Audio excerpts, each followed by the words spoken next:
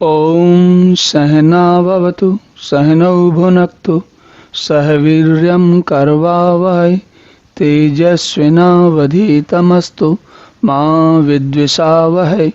ओम शांति शांति शांति। हरि ओम।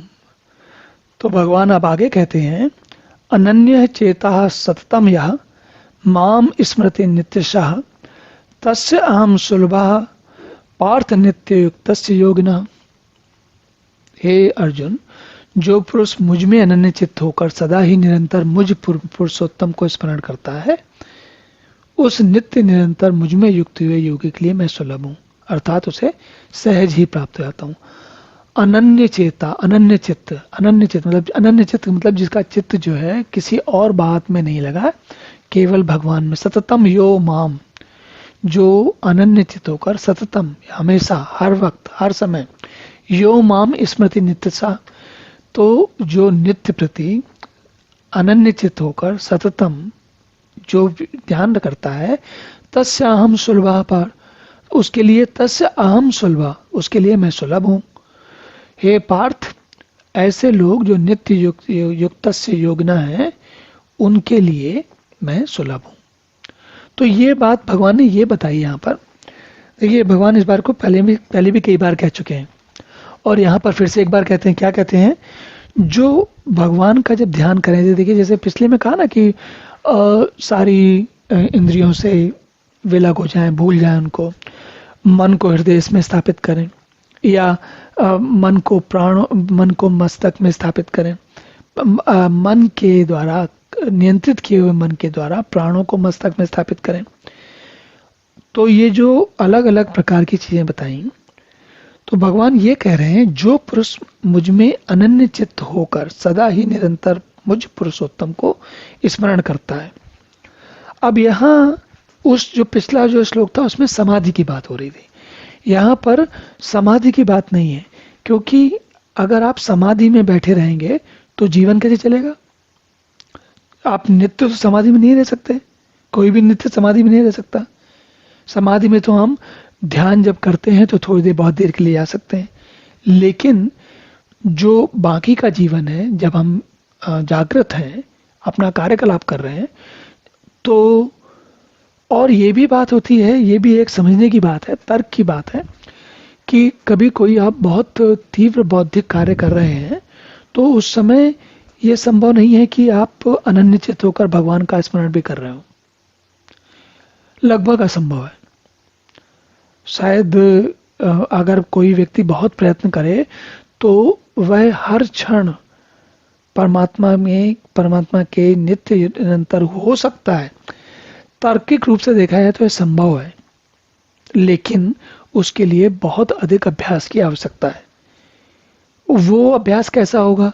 वह अभ्यास ऐसा होगा कि आप जागते सोने के टाइम तो समय तो कुछ भी नहीं हो सकता, लेकिन कम से कम जागते समय हम ऐसा कर सकते हैं कि हम अपनी जो परमात्मा भाव है उससे संपर्क बनाए रखें और बाकी कार्य भी करते चलें। ऐसा किया जा सकता है, लेकिन इसके लिए बहुत अधिक निधिध्यासन की आवश्यकता होती है।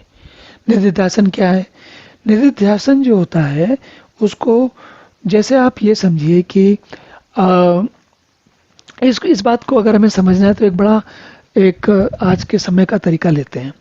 जैसे अगर आप स्कूटर, मोटरसाइकिल, कार कुछ भी चलाते हैं, है ना, वह जब चलाते हैं तो जब आप शुरुआत में बिल्कुल पहली बार चलाना सीखते हैं तो आपका सारा ध्यान उसी पर लगा रहता है। स्कूटर चला रहे हैं तो उसका क्लच बदलना है, वो झटके ना ले, जंप ना मारे। मोटरसाइकिल की स्कूटर चला रहे हैं तो कार में भी क्लच बदलते वक्त के समय ये समस्या होती है। अगर ऑटोमेटिक गियर वाली कार है तब तो ये समस्या नहीं है, लेकिन अगर क्लच बदलने वाली कार है तो कार चलाना सीखते समय या स्कूटर चलाना सीखते समय या इवन साइकिल चलाना सीखते समय हमें उस समय पूरा ध्यान रखना पड़ता है। लेकिन क्या होता है, थोड़े दिनों के बाद हमारा अभ्यास बन जाता है, और जब अभ्यास बन जाता है तो हमारी कार या स्कूटर या साइकिल अपने आप चलती रहती है और हमारा मन या बुद्धि कहीं और लगी रहती है। तो हमें इसी बात का लाभ उठाकर यहाँ पर क्या करना चाहिए कि हमें अपने सारे कार्य करने चाहिए और जो हमारा परमात्म भाव है वो भी बना रहना चाहिए। अब आप समझ सकते हैं कि जैसे साइकिल चलाने में कितना समय लगता है, फिर वो निधिध्यासन होने में, वो भाव बनने में कि साइकिल चल भी रही है और बाकी काम भी चल रहे हैं, उसी प्रकार परमात्म भाव को अनुभव करने के बाद उसमें बने रहने में कितना समय लगेगा। तो भगवान ये कह रहे हैं कि जो निरंतर नित्य निरंतर मुझ में युक्त हुए योगी के लिए मैं सुलभ हूं, सहज में प्राप्त हूं। अब ये बात तो बिल्कुल समझ में आती है। अब आप वहां तक तो पहुंच ही गए, और नहीं भी पहुंचे तो वहां पहुंचने का आपको रास्ता, द्वार भगवान ने बता दिया। चलिए अब अगला श्लोक देखते हैं। ओम पूर्णमदः पूर्णमिदं पूर्णात् पूर्णमुदच्यते पूर्णस्य पूर्णमादाय पूर्णमेवावशिष्यते। ओम शांति शांति शांति।